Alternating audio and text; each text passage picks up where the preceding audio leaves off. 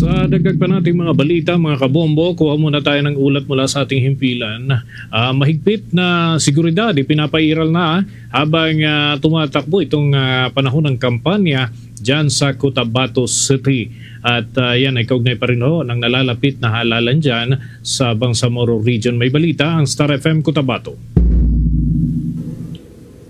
Mapayapa at maayos. Ito ang inisyal na pagtataya ng Cotabato City Police Office sa ikalimang araw ng campaign period para sa nalalapit na halalan sa Bangsamoro Autonomous Region in Muslim Mindanao, kung saan iba't ibang political parties at grupo ng mga kandidato ang nagsasagawa ng kani-kanilang campaign activities sa iba't ibang lugar sa rehiyon. Sa eksklusibong panayam ng Star FM Cotabato kay Police Lieutenant Rosel Evangelista, tagapagsalita ng Cotabato City Police Office, sinabi nitong nananatiling mapayapa at maayos ang kabuuang sitwasyon sa lungsod.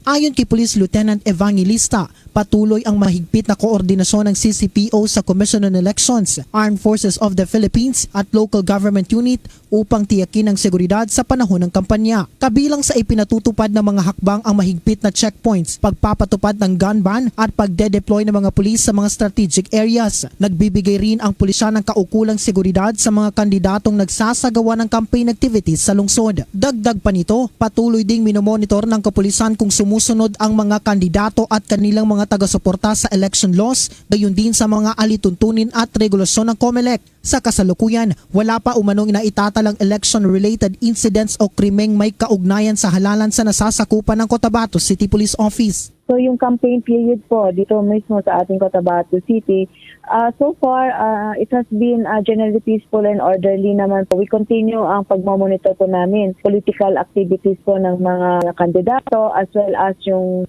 sinusunod din ba nila yung about the election laws and yung mga rights nila ng mga kandidato. Wala naman tayong reported tayo ng mga incident, criminality, related po sa election-related incident. Samantala, muling pinaaalalahanan ng PNP ang publiko na mahigpit na ipinagbabawal ang pagdadala ng baril sa ilalim ng umiiral na gun ban. Hinikayat din ito ang lahat na maging mahinahon sa pagsasagawa ng campaign activities at igalang ang magkakaibang opinyon at paniniwala upang mapanatiling mapayapa ang halalan. At yan ang aking report mula dito sa Bangsamoro Region. Ako si Bombasay Olis and this is Bomba Radio Philippines, the #1 radio network in the country. Your trusted source of news and information. Basta Radio.